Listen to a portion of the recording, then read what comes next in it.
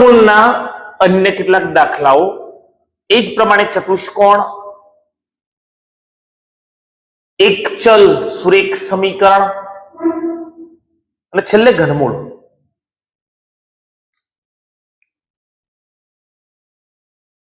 પ્રથમ રકમની અંદર 5t ઓછા 3 બરાબર 3t ઓછા 5 ઓછા 2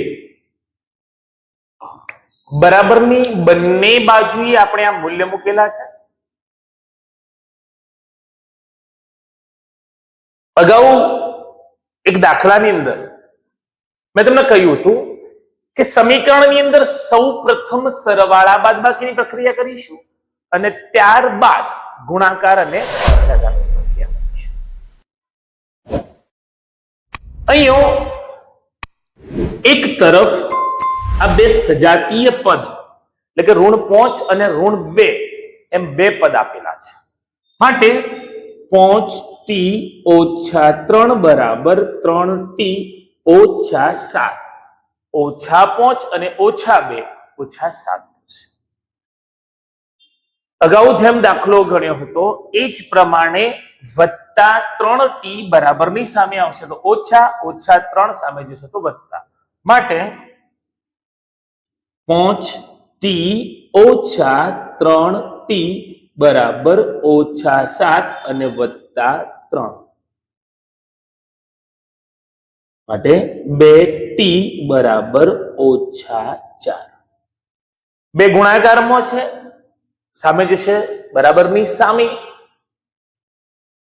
ઓછા 7 મોથી વત્તા 3 જાય તો બંનેની બાદબાકી થાય અને બે મોથી જે મોટી સંખ્યા, ધારો કે મોટી સંખ્યા 7 છે તો ચિહ્ન ઋણ. બે ભાગાકાર મો તો t બરાબર -4 ભાગ્યા 2, 2 ગુણ્યા 2 4 થશે. એક સંખ્યા ઋણ હોવાથી ગુણાકાર ભાગાકારની અંદર જવાબ આપણો ઋણ બને. 4 2 વડે છેદ ઉડાડીશું પણ જવાબ રહેશે ઋણ 2. દાખલા નંબર 2 જેની સમજૂતી જોઈએ તો આપણને ડાયરેક્ટ ખૂણાઓના માપ આપેલા છે. અગાઉ આપણે સમાંતર બાજુ ચતુષ્કોણના જે ગુણધર્મો સમજ્યા એમાં આપણને એટલો ખ્યાલ હોવો જોઈએ કે પાસેના ખૂણાનો સરવાળો 180 અંશ થાય અને સામેના ખૂણા સમાન હોય. તો પ્રથમ આપણે લખીશું, પ્રથમ x ખૂણો વત્તા આપેલો ખૂણો બરાબર 180. x વત્તા આપેલો ખૂણો કેટલો છે 50 બરાબર 180. વત્તા 50 બરાબરની સામે જશે તો ઓછા 50. માટે x બરાબર 180 ઓછા 50. માટે x નો જવાબ રહેશે 130. x નું મૂલ્ય આપણને મળશે 130. અહીં ચતુષ્કોણ સમાંતર બાજુ હોવાથી સામેના ખૂણા એટલે કે x અને y સમાન થશે હોવાથી x બરાબર y થાય. વળી x બરાબર 130 હોવાથી y બરાબર આપણે લખી શકીએ 130. y ખૂણો પણ થશે 130. એ પ્રમાણે 50 ની સામેનો આ ખૂણો પણ બને છે 50 નો અને એ પાસેના બંને ખૂણા જે રૈખિક જોડના ખૂણા બને છે. ખાસ નોંધ કરો મિત્રો, રૈખિક જોડના ખૂણા બને છે. માટે એ બંનેનો સરવાળો પણ 180 અંશ થાય. મતલબ કે z વત્તા આપેલ ખૂણો 50 બરાબર 180. 50 વત્તા છે બરાબરની સામે જશે તો ઓછા, 180 ઓછા 50 માટે z બરાબર 130 અંશ. અહીં x નું મૂલ્ય 130, સામે y નું મૂલ્ય 130 અને એ પ્રમાણે z પણ તમામે તમામ ખૂણાના માપ આપણને સમાન મળ્યા છે. પ્રથમ સમીકરણ, ત્યાર પછી નો જે દાખલો આપણે જોયો એ સમાંતર બાજુ. નેક્સ્ટ, ઘનમૂળ 13,824 નું ઘનમૂળ શોધો. 13,824 અવયવની રીત પ્રમાણે જોઈએ તો 13,824 13,824. જો આગળના દાખલાની અંદર મેં કહ્યું હતું કે મોટી સંખ્યા છે તો આપણે ભાગાકાર કરીશું. 13,824 બે વડે ભાગીશું. 6 ગુણ્યા 2 12, 1 9 2 18 0 0 બે નીચે ઉતારીશું તો 2 એકા 2 0 ઉપર ઉતારીશું 4 2 દુ 4 એટલે કે 6,912. બે વડે આપણે ભાગ ચલાવીશું. 6,912 એ 6,912 ને ફરીથી બે વડે 6,912 ભાગ્યા 2 તો 3 દુ 6 0 9 નીચે ઉતારીશું. 4 દુ 8 1 5 દુ 10 1 અને 6 દુ 12 3,456.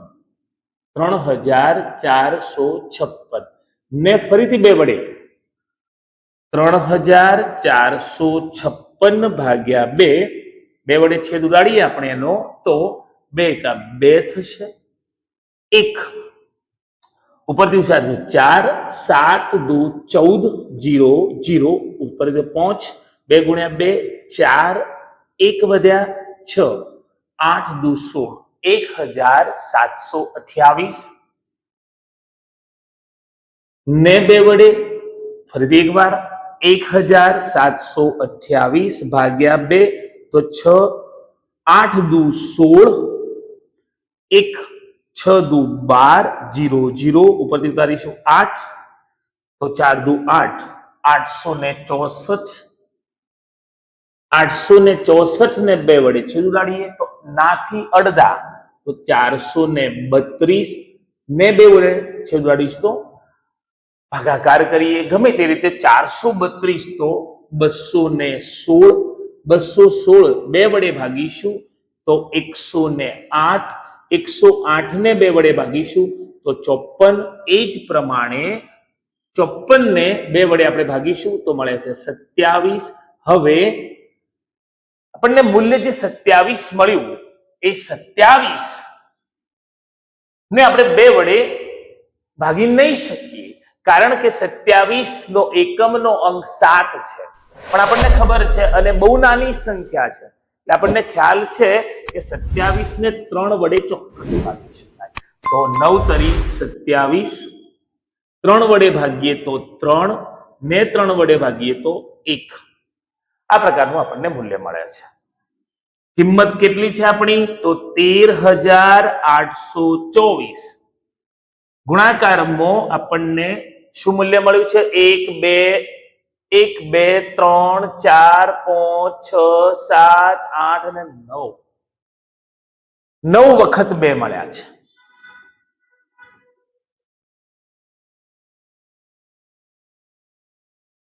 અને 3 વખત 3 છે. પ્રશ્ન છે ઘનમૂળ શોધો કોનું 13,824. આપણે જોડી બનાવીશું.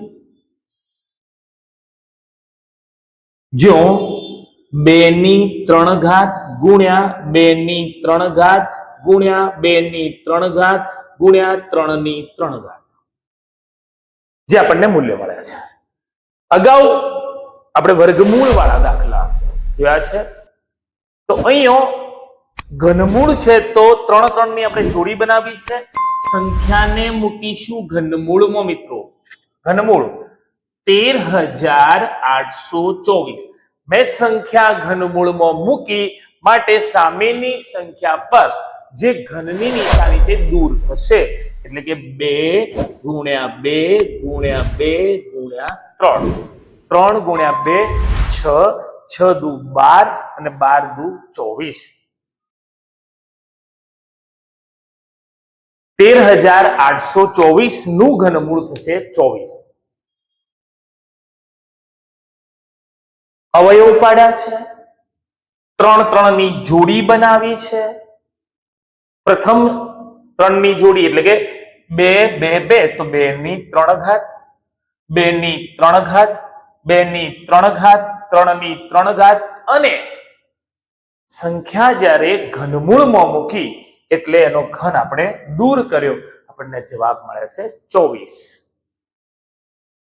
મિત્રો 8મા ધોરણના આ પુનરાવર્તન બાદ આગામી પ્રશ્નો તમારી નેક્સ્ટ આ પુનરાવર્તન આપણે કર્યું છે